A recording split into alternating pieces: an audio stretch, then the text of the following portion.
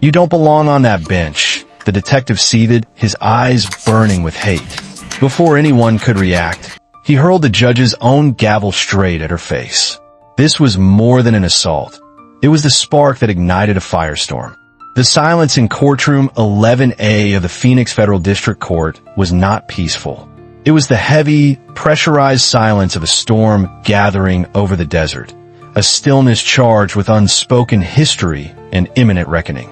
Outside, the relentless Arizona sun bleached the sky to a pale, unforgiving white, but inside, the air was cool, conditioned, and thick with the weight of the law. The room was a monument to modern justice. All limestone walls and brushed steel, a deliberate departure from the traditional mahogany and velvet that suggested a past some were desperate to forget. On the elevated bench, Judge Lena Warren felt the silence as a physical presence.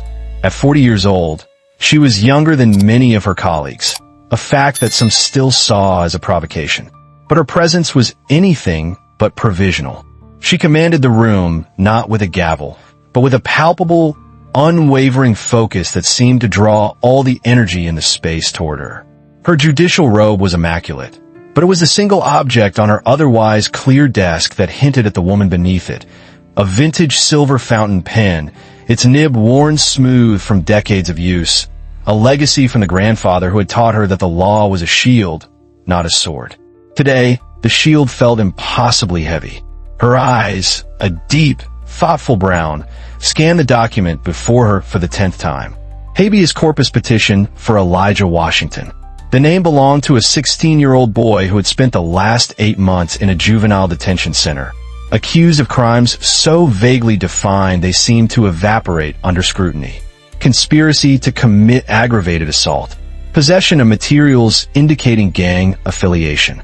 Judge Warren's pen hovered over the page. She had learned to read the language of injustice, to see the ghosts of constitutional violations in the spaces between the lines of a police report. And this report was haunted. She glanced up, her gaze sweeping over the near-empty courtroom. In the front row sat a woman who embodied a different kind of silence, the stoic, resilient silence of a mother who had refused to break. Alicia Washington sat perfectly upright, her hands clasped around a worn leather portfolio. Judge Warren knew, without needing to be told, what was inside. Report cards with straight A's, letters from teachers praising her son's intellect and character, a notice of a full academic scholarship to Arizona State University. It was the documented proof of a future, a life that was being systematically dismantled. Alicia Washington's eyes met the judge's for a fleeting second, and in that shared glance, a universe of understanding passed between them. It was a look that said, "I see you. I'm counting on you." Elijah Washington himself sat at the defendant's table, flanked by his public defender.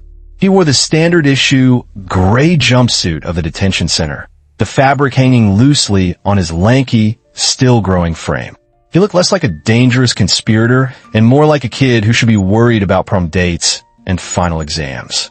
He kept his shackled hands resting on the table before him, his posture a careful study in non-aggression. He had learned the hard lesson of the accused. To survive, you must make yourself small, unthreatening, even when you are fighting for your most fundamental rights. Judge Warren felt a familiar ache settle in her chest. It was the weary anger of seeing the same story play out again and again. A young black man, full of promise, caught in the gears of a system that seemed pre-programmed to grind him down. The petition in front of her was more than a legal document.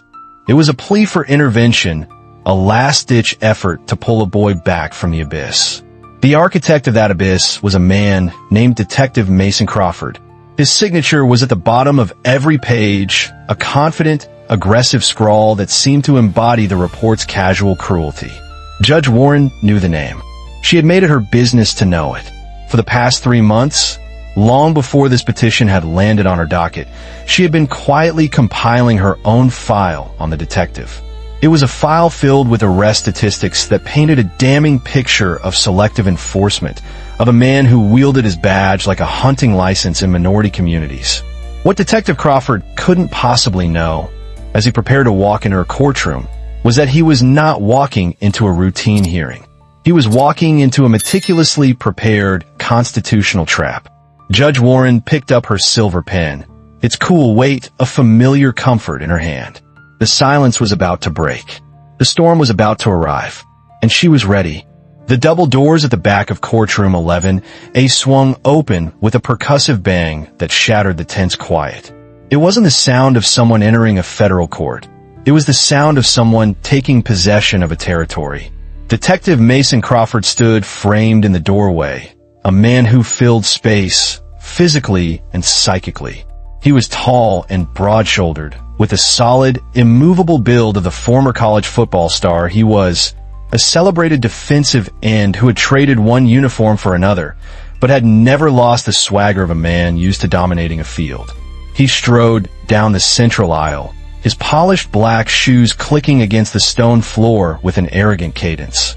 His dark suit was impeccably tailored, designed to project authority, but it was the small details that Judge Warren's trained eye captured. The expensive watch that glinted under the recessed lighting. The slight, almost imperceptible smirk that played on his lips as his gaze swept the room. And the tell, the one she'd read about in witness statements. His right hand, where his knuckles, scarred and thickened from his football days, tapped a restless, impatient rhythm against his thigh. It was the gesture of a predator, bored with the preliminaries, eager for the conflict. When his eyes finally landed on Judge Warren, the smirk didn't falter. It shifted, subtly, into something else. It was a look she had seen 1,000 times from men like him. A bland, dismissive appraisal that registered her position but refused to acknowledge her power. It was the look of a man who saw a black woman on the federal bench not as a constitutional authority to be respected, but as a bureaucratic hurdle to be cleared. "Your Honor," he said, his voice a smooth baritone that was likely very effective in interrogation rooms. He settled into the witness chair as if it were a throne, arranging himself with a casual ownership that was a calculated performance of disrespect. "Detective Mason Crawford, Phoenix PD, I appreciate the court's time. I'm here to clarify any questions regarding the lawful arrest and detention of Elijah Washington." Judge Warren watched him, her expression unreadable, her hands perfectly still except for the silver pen she slowly rotated between her fingers. She had seen his type before. Men who mistook their own confidence for competence, who believed the authority of their badge was absolute and the constraints of the Constitution were mere suggestions. They were men who saw the world in simple terms. Order and chaos, predators and prey, us and them. "Thank you for making yourself available, Detective," she said, her tone perfectly level, betraying none of the cold fury coiling in her gut. "This court has a number of questions. Let's begin with the probable cause for Mr. Washington's arrest." Crawford leaned back, the picture of relaxed confidence. "Certainly, Your Honor. The arrest was the culmination of a multi-week operation targeting a surge in gang-related activity in the East Phoenix corridor. We had credible intelligence linking a network known as the Redstone Disciples to a series of violent assaults and recruitment drives. Elijah Washington was identified as a key operative. He delivered the lines with practiced ease, a script he had likely recited dozens of times. Judge Warren let the jargon hang in the air for a moment. Multi-week operation, credible intelligence, key operative. It was the language of war, applied to a 16-year-old boy waiting for a city bus. She knew, from the file locked in her chambers, that the multi-week operation consisted primarily of Crawford and his unit stopping and searching any black or Latino teenager they saw. She knew that credible intelligence came from a single, unreliable informant who was himself facing charges. And she knew that the designation key operative had been applied to Elijah for the crime of wearing a red t-shirt, the color of his high school's basketball team. But she would not reveal that yet. The trap was not yet sprung. First, she had to let him build his own cage. "Detective," she said, her voice cutting through his performance with quiet precision. "Let's move beyond the operational summary. I want you to tell this court, under oath, about the specific actions of Elijah Washington on the morning of his arrest that led you to believe he was a key operative in a violent criminal conspiracy. For the first time, a flicker of something other than arrogance crossed Crawford's face. A hint of annoyance. He had expected a perfunctory hearing, a rubber stamp from a judge who would defer to his expertise. He had not expected this. He had not expected a judge who had done her homework. His knuckles tapped against the armrest of the witness chair. 1, 2, 3. A staccato beat of impatience. He had no idea that with every tap, with every lie, he was tightening the snare around himself. He had no idea that Judge Lena Warren was not just questioning his arrest of Elijah Washington. She was putting his entire career on trial. Detective Crawford, Judge Warren began again, her voice maintaining its calm, surgical tone. You stated that Elijah Washington was identified as a key operative. Please describe for the court the specific, observable actions that constituted his operational activities on the morning of January 27th. Crawford shifted in his seat. The casual recline was gone, replaced by a stiffer, more defensive posture. As I stated, he was operating as a lookout. His behavior was consistent with counter-surveillance techniques employed by gang members to monitor police movements. Be specific, detective. What counter-surveillance techniques did you observe? He was loitering at a known high-traffic area for narcotics distribution. He was making repeated visual sweeps of the street. He appeared to be communicating covertly. Judge Warren made a note with her silver pen. The scratch of a nib, the only sound in the courtroom. Let's deconstruct that testimony. The known high-traffic area you're referring to is the bus stop at the corner of 24th Street in Van Buren, correct? That's correct, Your Honor. A bus stop used by hundreds of citizens every day, including a large number of students from East Side High School, which is 3 blocks away. It's a hot spot, Crawford insisted, his voice taking on a hard edge. And the repeated visual sweeps? Judge Warren continued, not missing a beat. Could a reasonable person interpret that as a boy looking to see if his bus was coming? A low murmur rippled through the handful of observers in the gallery. The public defender allowed himself a small, hopeful smile. Crawford's jaw tightened. In the context of the location and the intelligence we had, it was suspicious behavior, he ground out. In the covert communication, Judge Warren pressed, her eyes locked on his. Your report states he was manipulating a mobile device. Was he, perhaps, texting his mother to let her know he was on his way to school? Or listening to music? Your Honor, with all due respect, you're isolating these behaviors from their context, Crawford said, his voice rising. You weren't there. You don't understand the reality on the street. We have to make split-second judgments to keep this city safe. My duty, detective, is not to make split-second judgments, but to ensure that those judgments are rooted in the Constitution, Judge Warren countered, her voice dropping, becoming more intense. And the Constitution requires more than just context. It requires facts. So let's talk about another fact. Your report states that upon his arrest, you found materials indicating gang affiliation. Please describe these materials. Crawford seemed to regain some of his confidence, believing he was back on solid ground. We recovered a red bandana from his backpack, and his cell phone contained images and text messages with clear gang-related symbology and language. The red bandana, Judge Warren said, picking up a document from her desk. According to this inventory list, it was a standard, commercially available bandana, still in its original packaging with the price tag from a local pharmacy attached. Is that correct? Crawford's face went rigid. It's a known gang color. It is the color of his high school, detective. The East Side High Raptors. Is it your testimony that every student at that school who wears red is a gang member? Of course not, but... And the cell phone. She cut him off, her questioning relentless. The gang-related symbology you refer to. Was that an emoji of a fist bump you saw in a text to his friend about a video game? The silence that followed was deafening. Crawford's face was a mask of fury. He had been publicly dismantled, his professional judgment exposed as a flimsy pretext for harassment. He glared at Judge Warren, the veneer of respect completely gone, replaced by pure, unadulterated animosity. This was the moment. the pivot. She had broken down the specifics of the case. Now, she would zoom out to reveal the horrifying pattern. "Detective Crawford," she said, her voice now carrying a new weight, a new gravity. "Let's set aside the particulars of this case for a moment. I'm interested in your broader record. In the last 24 months, how many juveniles have you arrested on charges of gang-related activity?" Crawford hesitated, blindsided by the change in topic. I don't have the exact number on hand. Dozens.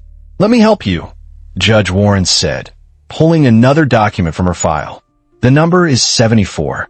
And of those 74 arrests, Detective, can you tell the court how many of the juveniles were Black or Latino?" The trap was sprung. Crawford looked around the courtroom, his eyes darting from the prosecutor to the court reporter to the doors at the back, as if searching for an escape. There was none. He was under oath. He was on the record. "I don't arrest people based on their race," he snapped. "I arrest criminals."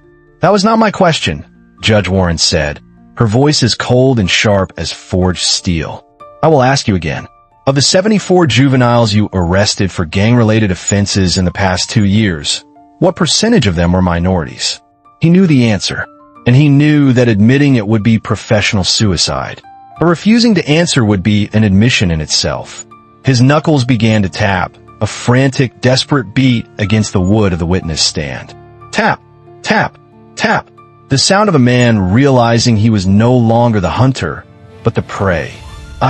I would have to review the files to give you an exact percentage," Detective Crawford stammered, his earlier confidence completely shattered.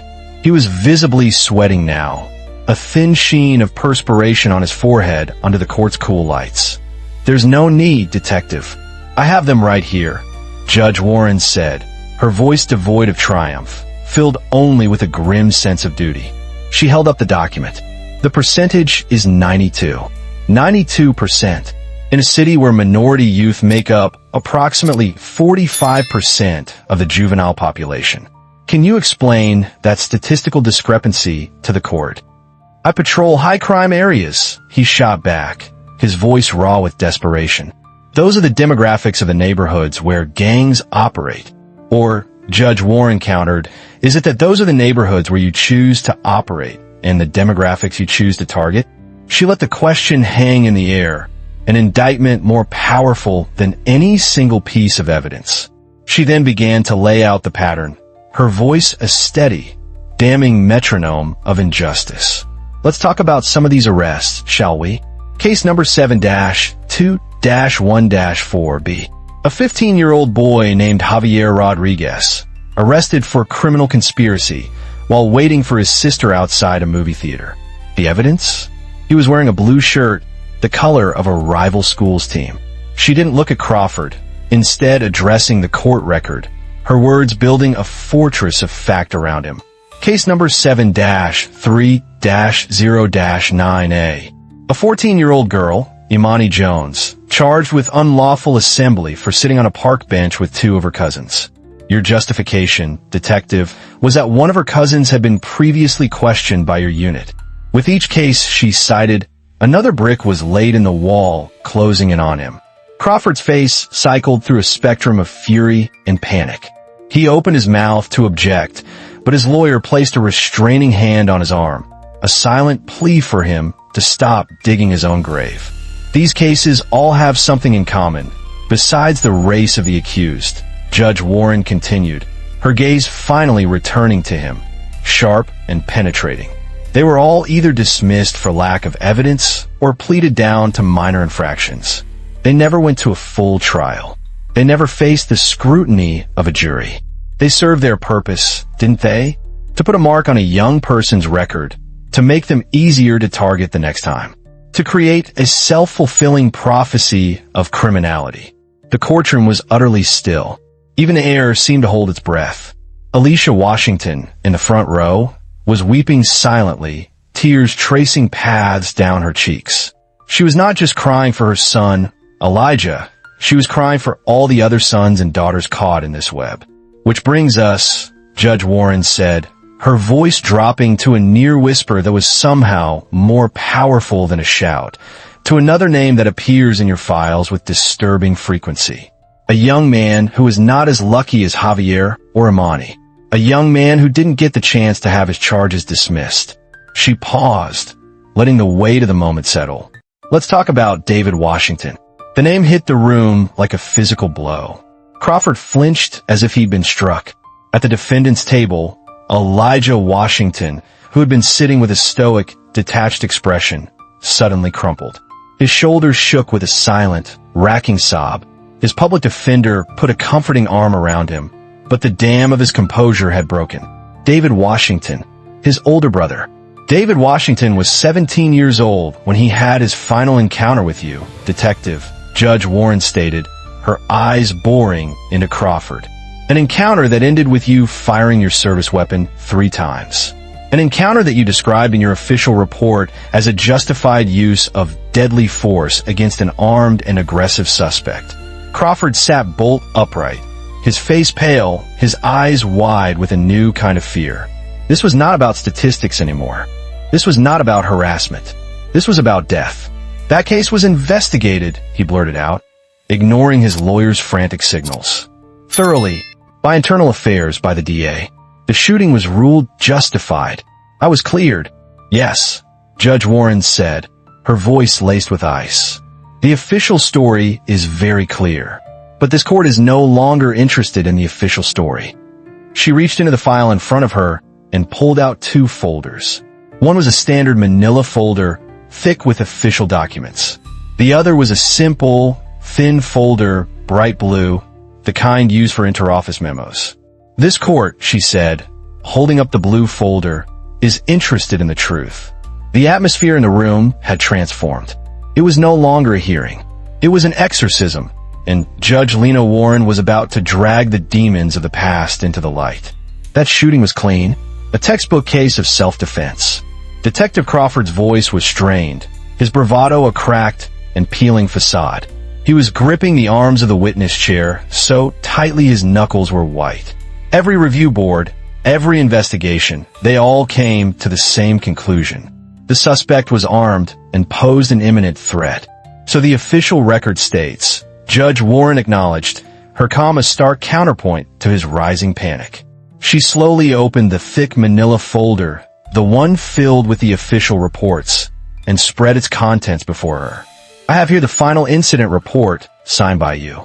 I have the findings from the Internal Affairs Review. I have the district attorney's memorandum declining to press charges. They all paint a very heroic picture, Detective. A brave officer, facing down a dangerous felon, forced to make a split-second decision to save his own life. She looked up at him. Is that an accurate summary of the events of May 14th, 2 years ago? It is, Crawford said, nodding eagerly, latching onto the words like a drowning man to a raft. That's exactly what happened. Interesting, Judge Warren said softly. She pushed the official file aside with a dismissive gesture and picked up the thin, bright blue folder. She handled it with a surgeon's care, as if it contained something both precious and toxic. Because this court has come into possession of another document related to the death of David Washington. A document that was never submitted to Internal Affairs. A document that was, in fact, ordered to be destroyed. She held it up for the entire court to see. We're calling it the Blue Folder Report. It's an informal term, I believe, for the preliminary, handwritten notes an officer takes at a scene before the official, sanitized version is typed up for the record. This is your Blue Folder Report, Detective, in your own handwriting, from the night you killed David Washington. A wave of shock rolled through the courtroom. Crawford stared at the blue folder as if it were a ghost. His face, already pale, seemed to drain of all color, leaving a sickly, grayish pallor. His mouth opened and closed, but no sound came out. You seem to recognize it, Judge Warren observed. Perhaps you'd like to tell the court why this report tells a completely different story from the official one. Crawford was speechless. He shook his head, a jerky, desperate motion. No? Then allow me, she said. She put on a pair of simple reading glasses, a deliberate, focused gesture, and began to read from the handwritten notes in the blue folder. Her voice was clear, steady, and merciless. Initial observation. Subject was fleeing on foot, moving away from my position. She paused, letting the words sink in. Fleeing detective. Not advancing. Let's continue. Hands were visible prior to engagement. Appeared to be empty. Another pause. In the front row, Alicia Washington let out a strangled sob, covering her mouth with her hand. Her son David hadn't been a threat. He had been running for his life. No verbal threats made by subject. Judge Warren read on, her voice a relentless drumbeat of truth. Subject appeared to be attempting to surrender or plead just before shots were fired. The air in the courtroom was thick with horror. The public defender stared, open-mouthed. The prosecutor, who had been a silent partner in Crawford's testimony, now looked ashen, realizing he was complicit in the perjury unfolding before him. And then there's this line, detective. The most telling one of all, Judge Warren said, her eyes lifting from the page to pin Crawford in his chair. No weapon recovered at the scene during initial sweep. Repeat, no weapon found. She closed the blue folder with a soft, final thud. The official report, filed 6 hours later, states that a .22 caliber pistol was found 12 feet from David Washington's body. A pistol that was later found to have had its serial number filed off. A pistol that had no fingerprints on it whatsoever. A classic throwdown gun. She took off her glasses and leaned forward, her voice dropping to an intense, accusatory whisper. So, tell me, Detective Crawford, which report is the lie? The one you wrote in the immediate aftermath of the shooting when the events were fresh in your mind?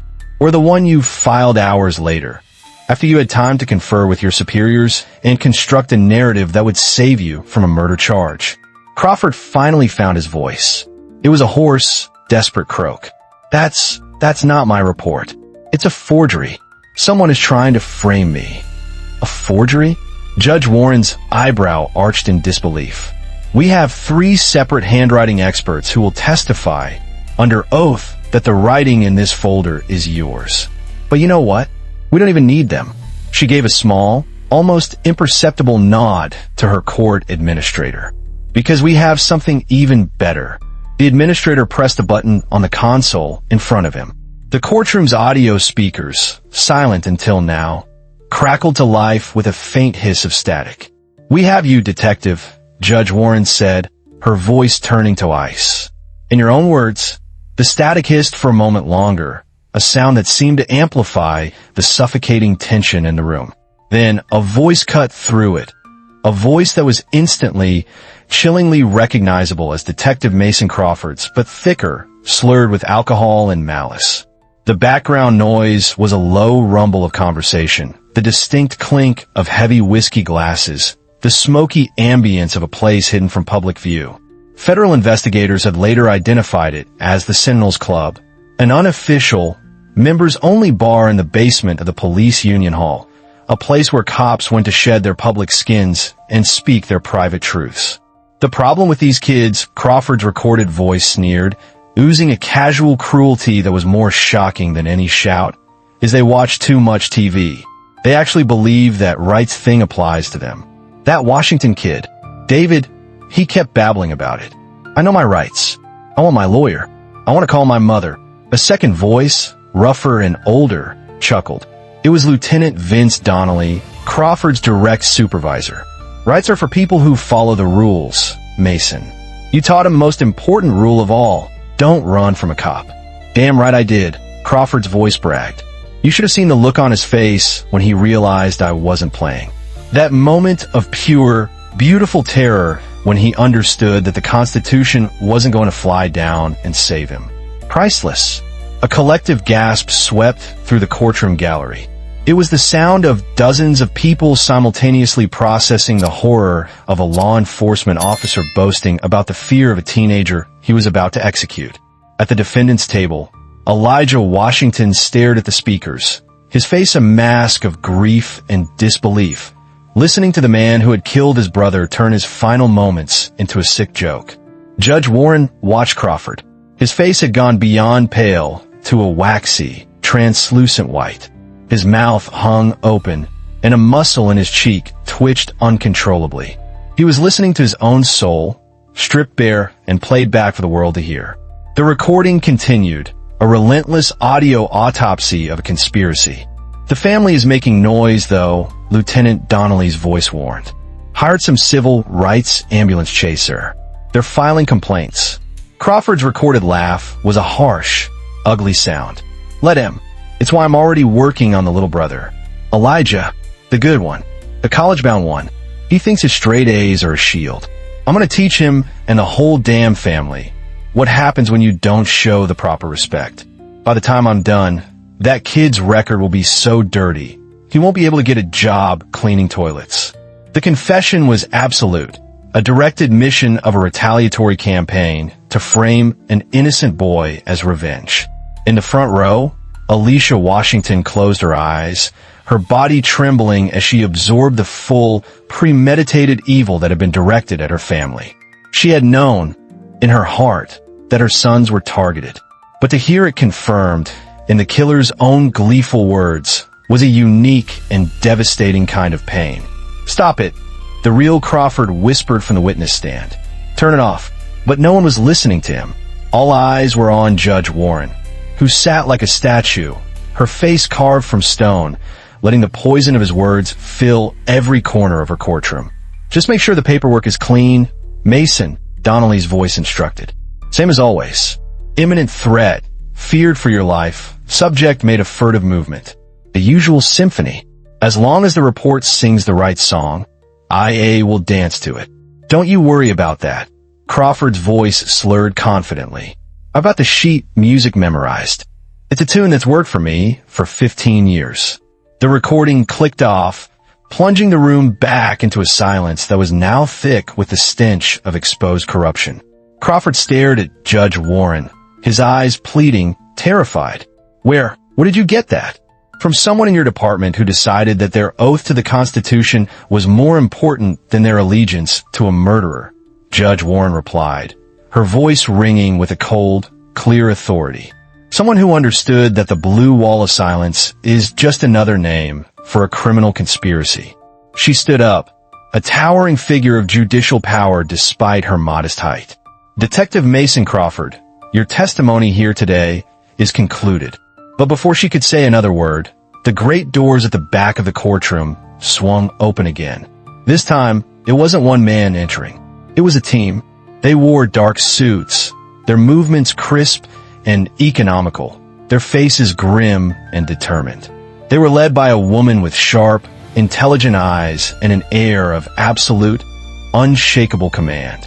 "Your Honor," the woman said, her voice cutting through the stunned silence. "Special Agent Sophia Rivera, Federal Bureau of Investigation. We have a warrant for the arrest of Detective Mason Crawford."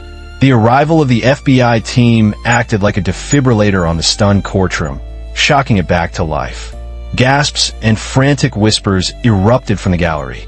The court reporter's fingers flew across her stenotype machine, trying to capture the seismic shift that had just occurred.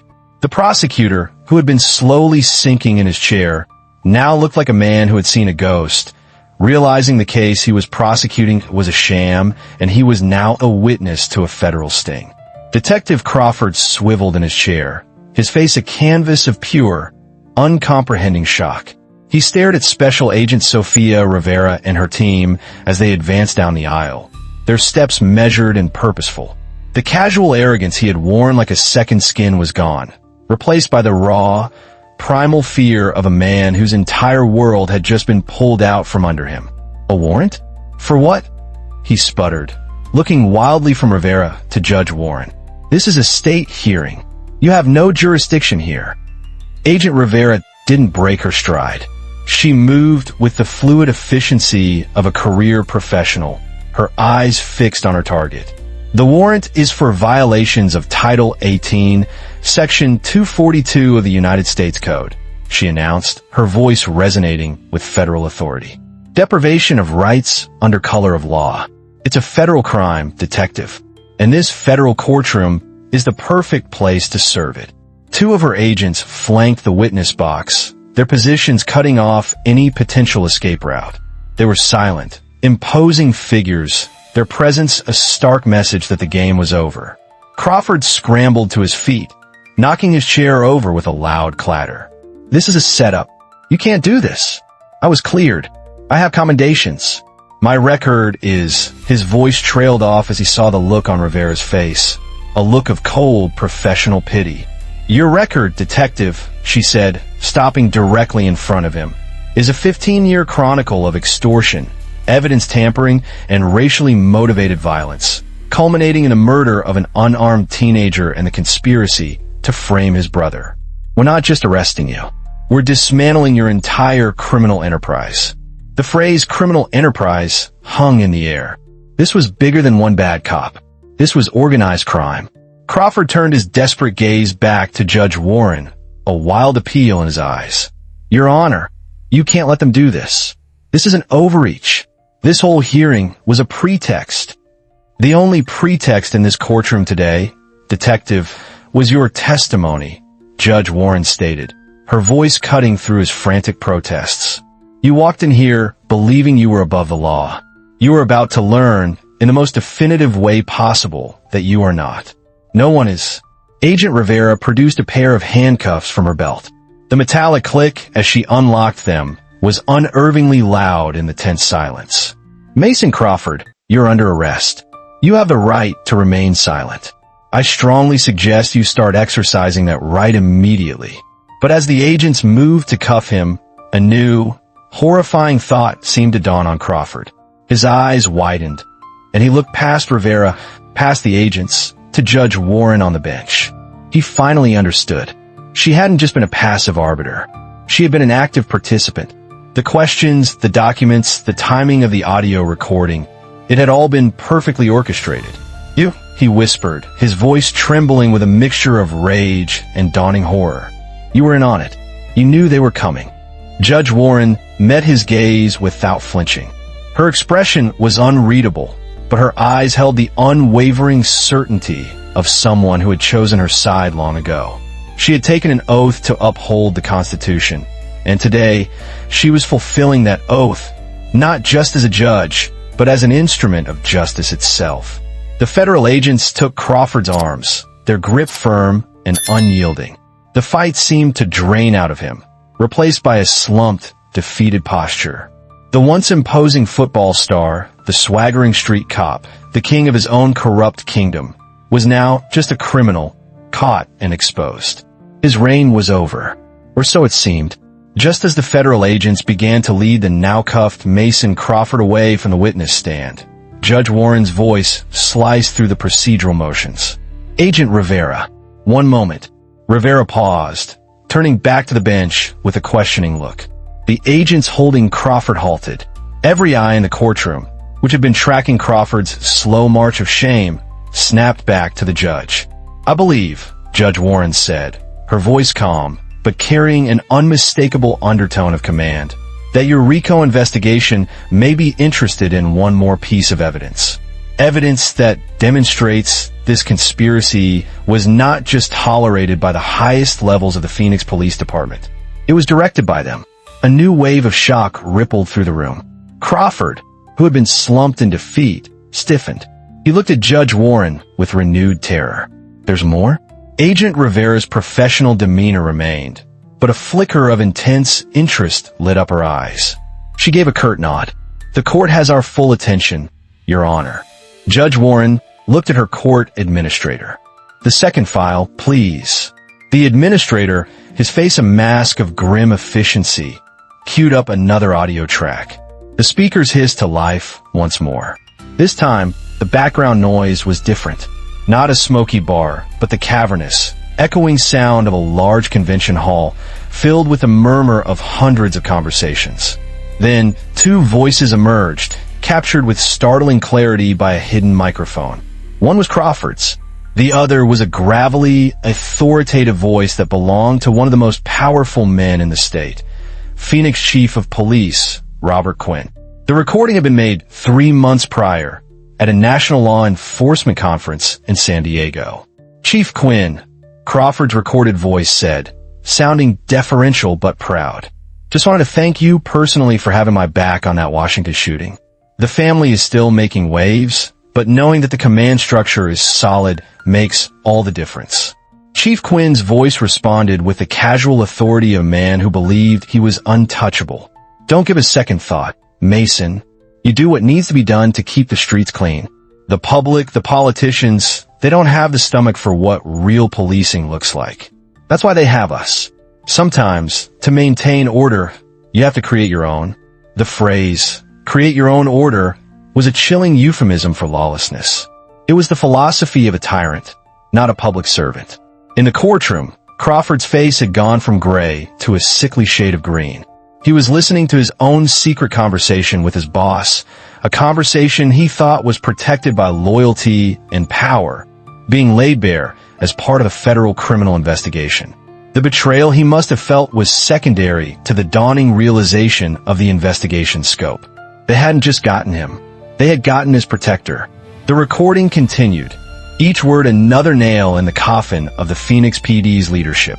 The feds are sniffing around, though, Crawford's voice said, a note of concern creeping in. The Civil Rights Division. They're asking about arrest statistics. Let them sniff, Chief Quinn's voice dismissed. It's all about the paperwork, son. The key is documentation. You don't write, subject was a minority teenager in a high-crime area. You write, officer observed behavior consistent with known criminal patterns. You don't write, I shot a fleeing suspect. You write, officer perceived a furtive movement and reacted to a perceived imminent threat to his life. As long as the report uses the magic words, the feds can't prove discriminatory intent. It's their word against the decorated officers. Who do you think a jury's gonna believe? It was a masterclass in institutional corruption, a spoken-word manual on how to systematically violate civil rights and get away with it. It explained everything. The identical phrasing in dozens of questionable arrest reports. The way internal affairs investigations always seem to clear the same officers. The unassailable wall of justification that families like the Washingtons had repeatedly crashed against. Agent Rivera stood motionless, listening intently. A small, grim smile touched her lips. This was the holy grail of a RICO case. Not just catching the soldiers, but recording the general giving the orders. The recording ended. Judge Warren looked down from the bench, her gaze falling on the cuffed and broken man who had swaggered into her courtroom just an hour before. It seems, detective, she said, her voice quiet but devastating, that your entire career was not based on law enforcement, but on a carefully scripted performance. And you just forgot your lines. The full weight of his predicament finally seemed to crash down on Mason Crawford. His legal defenses were gone. His protectors were implicated. His carefully constructed world of power and impunity had been incinerated in the light of public scrutiny. There was nothing left. Nothing but pure, primal rage. And he turned all of it onto the woman who had engineered his destruction. The collapse of Mason Crawford's world was not silent. It was a detonation of pure, unfiltered hatred. The last vestiges of the calculating detective vanished, consumed by the cornered animal beneath. His head snapped up, and he locked his eyes on Judge Lena Warren, his face contorted into a mask of snarling fury. "You," he spat, the word dripping with venom. The federal agents tightened their grip on his arms, but he strained against them, his powerful frame surging with adrenaline. "This was you. All of it. You with your smug, calm face and your fancy silver pen. You think you're so much better than me." Judge Warren remained impassive, her expression a study in judicial neutrality, but her eyes were alert, watching him, assessing him. She did not react to the bait. "You sit up there in your ivory tower, talking about the Constitution," he raged, his voice echoing through the silent courtroom. "You have no idea what it's like out there. The filth I have to deal with every day. The animals. You think they deserve constitutional protection? They deserve a cage." His tirade was a raw, ugly confession of the worldview that had fueled his every action. It was the voice of a man who saw himself as a warrior holding back a tide of savagery. A man for whom the law was not a set of principles, but a weapon to be used against those he deemed unworthy. "Your Honor, I think we should remove him now," Agent Rivera said, stepping forward. "No," Judge Warren said, her voice quiet but firm, stopping Rivera in her tracks. "Let him speak.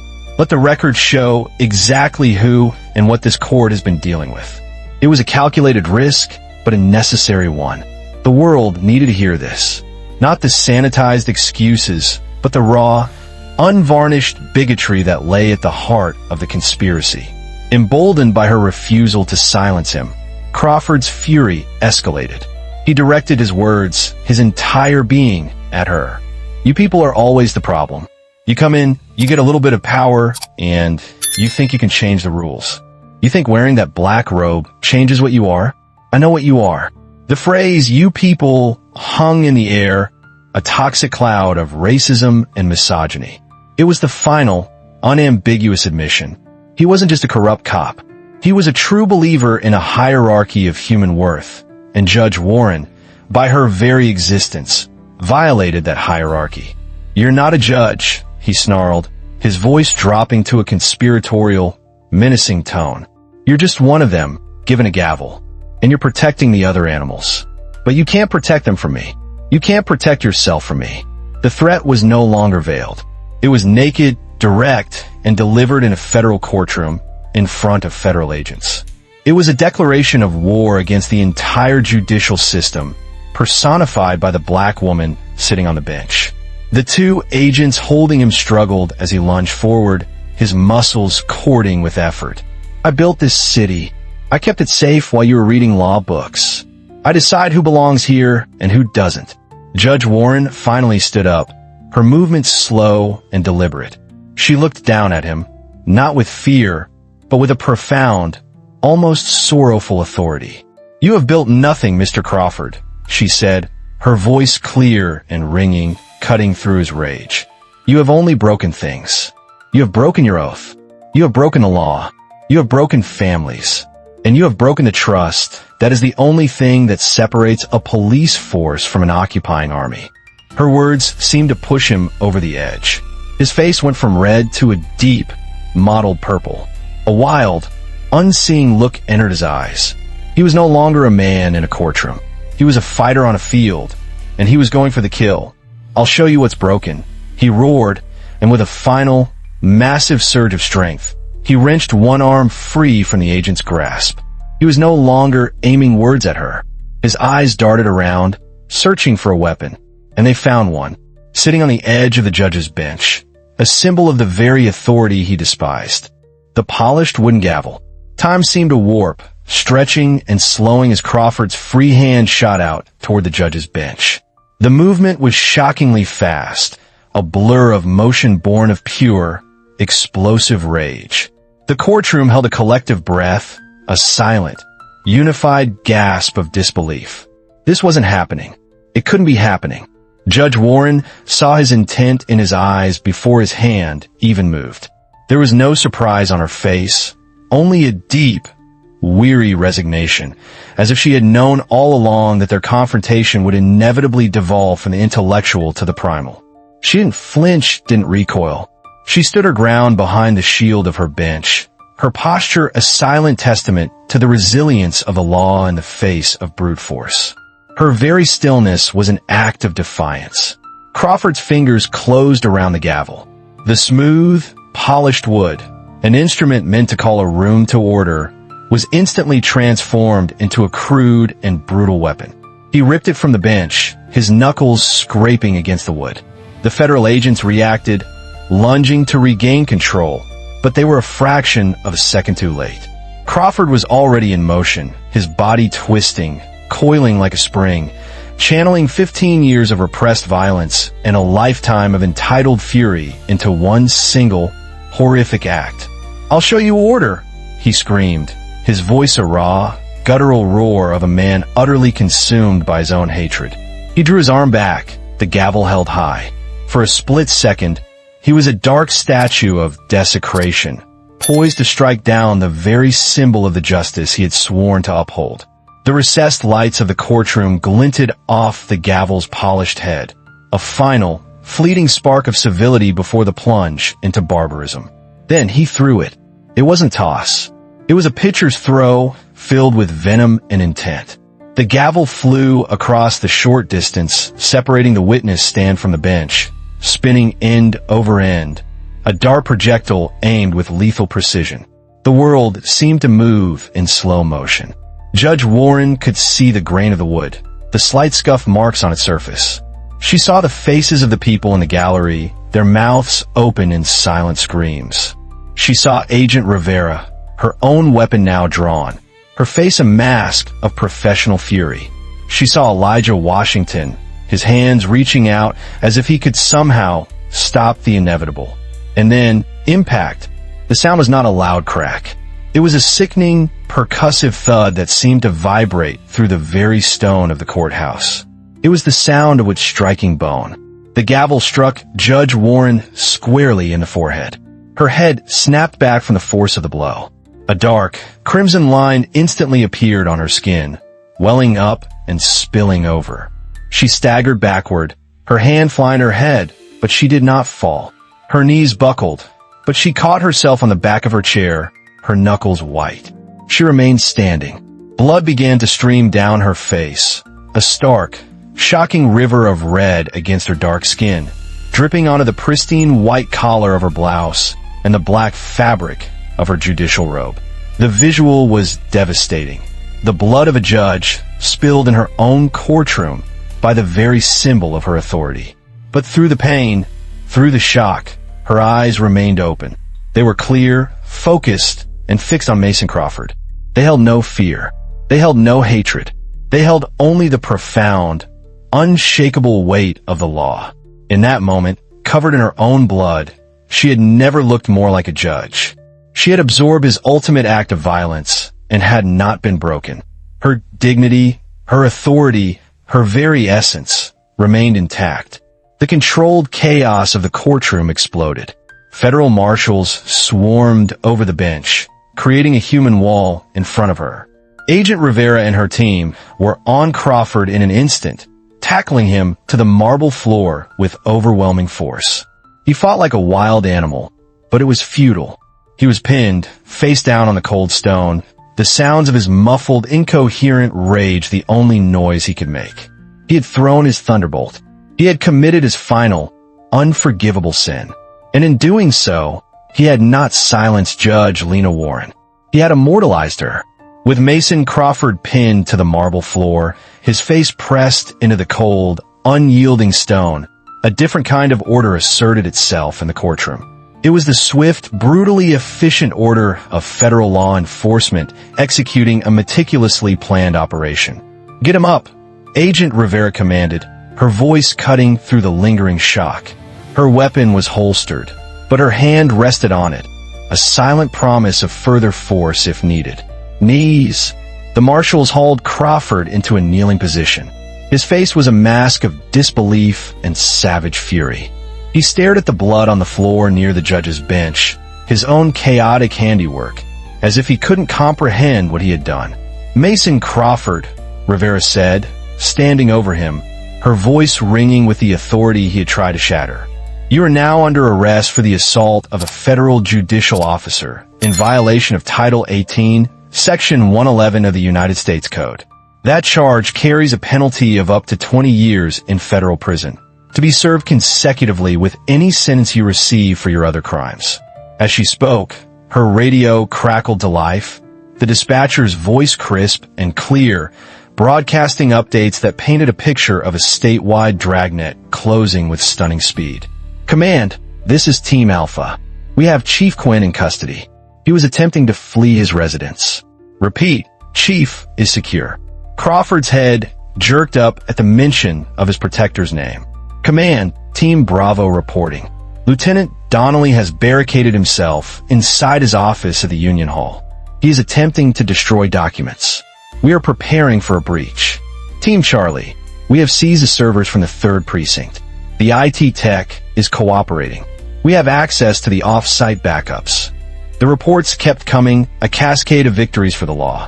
A dozen other names, supervisors and detectives from Crawford's corrupt circle, were read out, each followed by the words "in custody." It wasn't just an arrest, it was a decapitation. The entire leadership of the criminal enterprise was being rounded up in a simultaneous, perfectly coordinated sweep. Judge Warren, now being attended to by a federal paramedic who had materialized from a side room, watched the scene unfold. The gash on her forehead was stark, but her eyes were clear. She waved off the suggestion of being taken to a hospital. Not yet. She needed to see this through. She looked at Alicia Washington. The mother was on her feet, her arm around her son, Elijah, holding him tight. Their faces were a mixture of horror at what they had witnessed and a dawning, unbelievable hope. Then came the final, devastating piece of the puzzle. Agent Rivera knelt, getting eye level with the defeated Crawford. "You want to know how this all started, Mason?" she asked, her voice low, for his ears only. But in the new silence of the room, everyone heard. It wasn't a leak from a disgruntled cop. It wasn't a high-tech surveillance operation. She gestured with her head toward the front row. It started with her, Mrs. Alicia Washington. 2 years ago, after you murdered her son, she filed a complaint. You and your friends made it disappear. But she was smart. She made copies of everything, including that little blue folder report you thought you destroyed. She walked into our field office 14 months ago with a stack of papers and a story nobody else would listen to. She was our confidential informant. She was our first witness. A mother, armed with nothing but the truth and a photocopier, just took down your entire corrupt kingdom. The revelation was the final blow. Crawford stared at Alicia Washington, his eyes wide with a new understanding. He hadn't been brought down by a powerful system. He had been brought down by the quiet, relentless persistence of a grieving mother he had dismissed as insignificant. It was the ultimate, most humiliating defeat. The marshals finally hauled him to his feet and began the walk of shame out of the courtroom, his career, his life, and his entire twisted ideology in ruins. As he was led away, Judge Warren slowly pulled herself upright, standing tall behind her bench. The paramedic had placed a stark white bandage on her forehead. Her voice, though strained, was steady and clear as it rang out one last time. "Let the record show," she declared, her words a final act of judicial defiance, that in this courtroom today, the law was assaulted, and the law won. 2 years later, the echoes of the gavel that struck Judge Lena Warren still resonated, not as a sound of violence, but as the starting bell for a revolution in American justice. The case, officially cited as United States versus Crawford et al., became a landmark, a brutal but necessary lesson taught in every law school and police academy in the country. Mason Crawford, convicted on all counts including murder, conspiracy, and the assault on a federal officer, was sentenced to 2 consecutive life sentences without the possibility of parole. He would spend the rest of his days in a supermax federal prison, a ghost story whispered among corrupt cops, a testament to the fact that no one is untouchable. Chief Robert Quinn, Lieutenant Vince Donnelly, and 61 other officers, prosecutors, and city officials were convicted in the largest RICO prosecution of a law enforcement agency in American history. The Phoenix Police Department was placed under a sweeping federal consent decree, forcing a complete overhaul of its training, its policies, and its very culture. In Courtroom 11A, things were different and yet the same. Judge Lena Warren still presided from the bench, her presence as commanding as ever. On her forehead, just below the hairline, was a faint, silvery scar, a permanent reminder of the day she chose to face down tyranny rather than yield to it. She wore it not as a mark of trauma, but as a badge of honor. On the corner of her desk, next to her grandfather's silver pen, sat a small, framed photograph. It was of 2 smiling young men in graduation gowns. One of them was Elijah Washington. After being fully exonerated, he had not only graduated as valedictorian of his class, but had also accepted a full scholarship to Stanford Law School. He was at the top of his class, driven by a fire forged in injustice, determined to become the kind of civil rights attorney he had so desperately needed. In his admissions essay, he wrote about the moment he saw Judge Warren, bleeding but unbowed, and understood that the true power of the law was not in its force, but in its resilience. The other young man in the picture was his brother, David. The photograph was a gift from the David Washington Justice Foundation, an organization founded by his mother, Alicia. Funded by the massive civil settlement she won from the city, the foundation provided legal aid, scholarships, and counseling to families victimized by police misconduct. It had transformed the pain of one family into a wellspring of hope for thousands. The most profound changes, however, were not the ones that made headlines. They were felt in the quiet moments on the streets of East Phoenix. Teenagers no longer flinched at the sight of a patrol car. Community meetings were held in police precincts, not as confrontations, but as collaborations. Trust, a fragile seed, was slowly, painstakingly, beginning to grow in soil that had once been salted with fear and corruption. One afternoon, Judge Warren looked out her chamber windows at the city below. The sun was setting, painting the desert sky in hues of orange and purple. Her work was not done. It would never be done. But for the first time in a long time, the silence felt peaceful. The story of that day in court became a legend, shared online, a viral testament to courage. It reminded people that systems are not monolithic. They are made of individuals who make choices. Crawford chose violence. Quinn chose corruption. But Alicia Washington chose persistence. An anonymous officer chose conscience. And Judge Lena Warren chose to uphold her oath, no matter the cost. That is the ultimate lesson. Change doesn't always come from a thunderous revolution. Sometimes, it comes from the quiet courage of a mother who keeps making copies. Sometimes, it comes from a judge who refuses to be intimidated. And sometimes, the act that an evil man intends as an ending becomes, in the hands of the just, a new beginning. If this story moved you, share it. Let the world know that courage is contagious. The fight for justice is not fought by superheroes. It is fought by ordinary people who refuse to accept the unacceptable. Subscribe to our channel for more stories that prove the strength of a human spirit. In the comments below, please tell us what part of this story resonated with you the most. We ask that you please comment with respect for the difficult but important themes discussed here. Until next time, keep believing in the power of truth.